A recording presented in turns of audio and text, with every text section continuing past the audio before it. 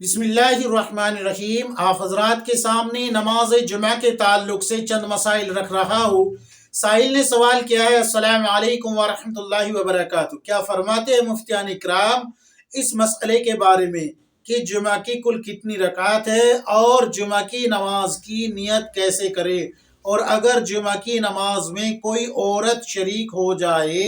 تو کیا اس کی نماز ہو جائے گی یا اس کو ظہر بھی پڑھنی پڑے گی؟ اور پیشاب کے چھینٹے اگر ٹوائلٹ میں بیٹھتے وقت پیشاب کے چھینٹے اگر پیروں پہ پڑ رہے ہو جبکہ ان کی مقدار پتہ نہ ہو کہ 1 درہم کے برابر ہے یا اس سے کم ہے دائرے میں، تو کیا وہاں پر پیروں کو دھونا ضروری ہوگا یا نہیں؟ شریعت کا کیا حکم ہے؟ آپ کتابیں اٹھائے، احسان الفتاوی جلد نمبر 3 صفحہ نمبر 486، مراقی الفلاح صفحہ نمبر 389، در مختار جلد نمبر 2 صفحہ نمبر 451، فتاوی عثمانی جلد نمبر 1 صفحہ نمبر 356، اسی طریقے سے کتاب النوازل جلد نمبر 5 میں بھی آپ کو یہ تمام مسائل مل جائیں گے۔ سب سے پہلے میں آپ کو یہ بتا دوں کہ جمعہ میں کل 14 رکعت ہے۔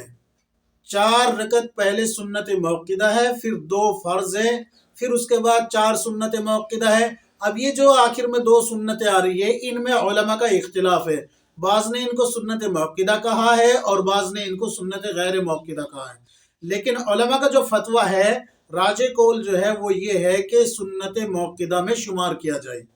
اور 2 ہو گئے نفل آخر میں۔ تو اس طریقے سے 14 رکعت مکمل ہوتی ہے۔ نیت کا کوئی خاص طریقہ نہیں ہے، یاد رکھیں، نیت صرف اتنی دل کے ارادے کا نام ہے، نیت جو ہے دل کے ارادے کا نام ہے۔ اتنی نیت کر لے کہ میں جمعہ کی 4 سنتیں پڑھ رہا ہوں، اللہ اکبر، رخ میرا قبلہ شریف کی طرف، اللہ اکبر، تو آپ کی نماز ہو جائے گی۔ اب یہ جو کہتے ہیں کہ بھئی 4 رکعت نماز سنت جمعہ اول واسطے اللہ تعالیٰ کے رخ میرا کعبہ شریف کی طرف، اللہ اکبر، تو ایسے کہنا بھی درست ہے، بالکل درست ہے، لیکن اتنی لمبی نیت اگر نہیں کرنی ہے، صرف اتنا کہہ لے کہ 4 رکعت نماز سنت جمعہ کی پڑھ رہا ہوں تو اللہ اکبر کہہ کے نیت باندھ لیجئے، ہو جائے گی۔ اسی طریقے سے بہت سارے لوگ کیا کرتے ہیں کہ نیت کرتے ہیں کہ نیت کرتا ہوں میں 2 رکعت نماز جمعہ فرض 2 گانا واسطے اللہ تعالیٰ کے رخ میرا قبلہ شریف کی طرف، اللہ اکبر۔ تو یاد رکھے جب لفظ جمعہ آ جاتا ہے تو 2 گانا اور فرض تو اپنے آپ ہی ہو جاتا ہے اس میں شمار۔ نیت کرتا ہوں میں 2 رکعت نماز فرض جمعہ، صرف اتنا بھی کہہ لیا یا دل میں ارادہ کیا کہ میں 2 رکعت نماز جمعہ فرض پڑھ رہا ہوں اس امام کے پیچھے واسطے اللہ کے رخ میرا قبلہ شریف کی طرف، اللہ اکبر، دل میں اتنا ارادہ کر لیے اور اللہ اکبر کہہ کے نیت باندھ لیجیے، تو بھی آپ کی نماز ہو جائے گی۔ آخر کی سنتوں میں بھی یہی ہے، اکثر لوگ کیا کرتے ہیں، یہ کہتے ہیں کہ 4 رکعت نماز سنت جمعہ آخر واسطے اللہ تعالیٰ کے رخ میرا قبلہ شریف کی طرف، اللہ اکبر۔ تو اتنی لمبی نیت اگر کرنا چاہے تو کر سکتے ہیں، لیکن اگر اتنا کہہ لیے کہ میں 4 سنت پڑھتا ہوں جمعہ کی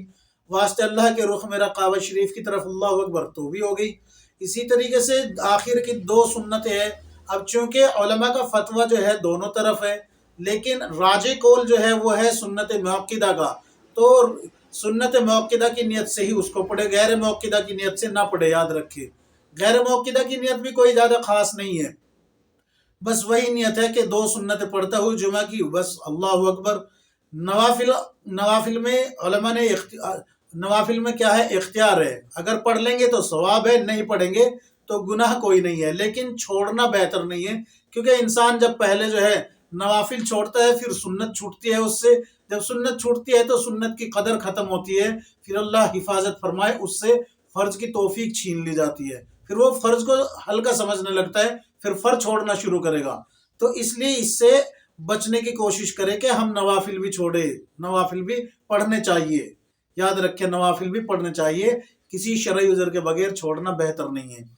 اب آتے ہیں کہ اگر کوئی عورت جمعہ کی نماز میں شریک ہو جائے تو اس کے بارے میں کیا حکم ہے، کیا وہ ظہر پڑھے گی یا پھر جمعہ کی ہی نماز پڑھ لے گی؟ تو دیکھیے، احناف کے نزدیک عورتوں پہ جمعہ فرض نہیں ہے، لیکن اگر کوئی کسی طریقے سے مسجد کے کسی احاطے میں کسی کونے میں علیحدہ کھڑی ہو جائے، یا پھر جیسے کہ مسجد نبویہ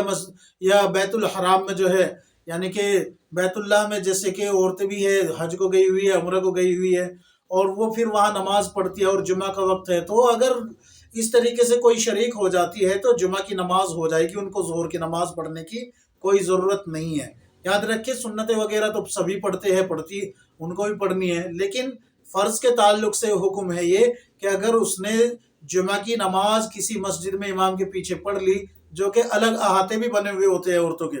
تو پھر جو ہے ان کی جمعہ کی نماز سے ہی نماز ہو گئی، ان کو ظہر کی نماز پڑھنے کی ضرورت نہیں ہے۔ لیکن احناف کے نزدیک عورتوں پہ جمعہ فرض نہیں ہے، یہ بات یاد رکھے۔ بہتر یہ ہے کہ آپ جو ہے اپنی ظہر کی نماز الگ پڑھے۔